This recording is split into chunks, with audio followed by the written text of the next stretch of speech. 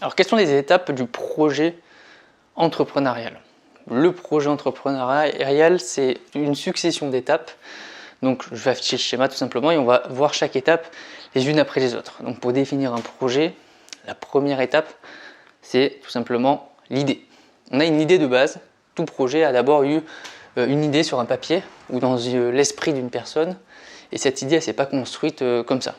On a de temps en temps des idées qui nous apparaissent comme ça du jour au lendemain dans la nuit, on ne sait pas trop. Mais souvent, les idées sont issues de plusieurs origines possibles. Donc la première origine, c'est l'expérience ici. C'est-à-dire que quelqu'un qui travaille dans un secteur d'activité, il va travailler en tant que salarié, par exemple dans la grande distribution alimentaire. Et puis il va s'apercevoir que dans son secteur, il y a des difficultés sur un certain domaine.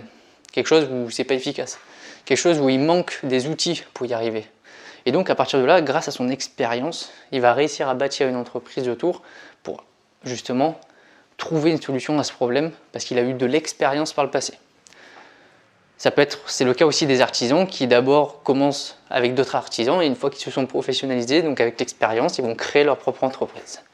Ensuite, ça peut être par observation de leur environnement, c'est-à-dire, et par opportunisme, je vais mettre ça avec, observation de l'environnement, c'est-à-dire qu'il va observer ce qui se passe sur lui, il va écouter les besoins des personnes et justement, une fois qu'il aura bien observé tout ça, qu'il aura détecté les défaillances dans la société actuelle, et bien, il va créer un produit ou un service qui va répondre à ce problème.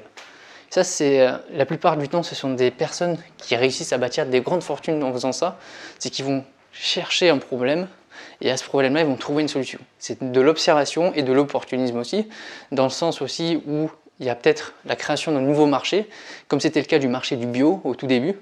Il y a beaucoup d'entrepreneurs qui ont eu le syndrome de l'opportunisme, c'est-à-dire de voir qu'il y a un nouveau marché qui commence à prendre de l'ampleur, donc ils vont foncer dans ce marché pour apporter de nouveaux projets d'entreprise.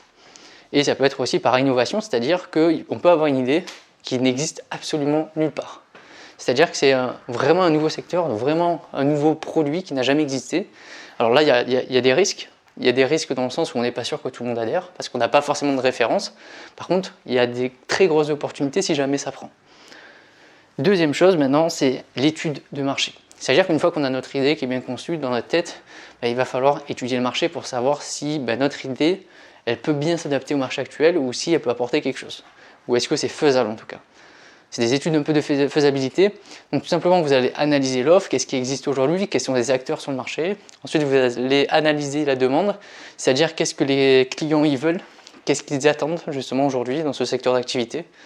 Et bien sûr, vous allez étudier les prix pour savoir si ce que vous pourriez proposer, en tout cas, est-ce que les gens seraient prêts à dépenser une certaine somme justement, donc grâce au prix d'acceptabilité par exemple, et investir une certaine somme dans votre produit. Est-ce qu'ils seraient prêts à faire ça par rapport en prenant en compte des coûts de production qui seraient nécessaires à ça. Par exemple, ça ne sert à rien de lancer un produit qui coûte 50 € alors que la majorité des personnes ne seraient pas prêtes à mettre plus de 10 € dedans. Vous aurez du mal en tout cas à percer, sans avoir un critère de différenciation. Troisième étape, c'est le business plan. Donc le business plan, tout simplement, ça sert à faire des prévisions de vente, à faire des prévisions de chiffre d'affaires. Et tout ça, simplement grâce à la prévision de vente et la prévision de chiffre d'affaires, vous allez pouvoir mettre un bilan prévisionnel en tout cas et présenter ce dossier bancaire, ce dossier justement, cette étude financière aux différents investisseurs. C'est la quatrième étape. La quatrième étape, tout simplement, c'est une fois que vous avez construit, analysé tous vos coûts, toutes vos sources de dépenses, toutes vos sources de recettes, que vous avez mis un chiffre d'affaires prévisionnel, mais grâce à ce document, vous allez aller voir les banques pour vous prêter de l'argent si vous en avez besoin, bien sûr. Alors après, si vous n'avez pas besoin de fonds d'investissement, vous pouvez vous lancer comme ça, mais ça va vous permettre de vous fixer des objectifs, quoi qu'il arrive. Le business plan est très important. Il n'est pas, par contre, contrairement à ce qu'on pourrait dire, il n'est pas essentiel d'avoir toujours un business plan. Parce que des fois, à trop réfléchir, on ne fait plus rien. Alors que des fois, on peut se lancer comme ça, mais le business plan permet d'éviter de se lancer à l'aveugle.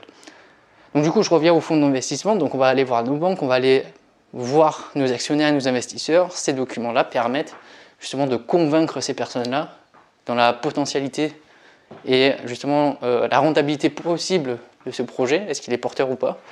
C'est de là que les actionnaires vont pouvoir investir dans notre entreprise et qu'on va pouvoir la lancer. 5e étape pour le projet entrepreneurial, c'est une fois qu'on a vraiment mis toutes les bases, qu'on a eu l'idée, qu'on a étudié notre marché, donc ça fonctionne, c'est sûr que ça fonctionnera, c'est un besoin, qu'en plus au niveau financier on a des grandes chances de s'en sortir et qu'on a trouvé en plus des personnes qui sont prêtes à investir dans notre entreprise. À partir de là, on va pouvoir se pencher sur le choix du statut juridique. Bien sûr, si vous avez des actionnaires, bon, l'entreprise individuelle, ça va être impossible à la faire. Ça va être en société. Mais je veux dire, dans les entreprises individuelles, dans les sociétés, vous avez plusieurs statuts juridiques de travail et de société notamment. Et donc, vous allez devoir choisir celui qui vous semble le plus adapté, celui qui vous permet d'accueillir des actionnaires de manière aisée et simple, ou plutôt une entreprise qui vous permet d'être seul, sans forcément avoir d'actionnaires, mais qui vous protège votre patrimoine ou pas.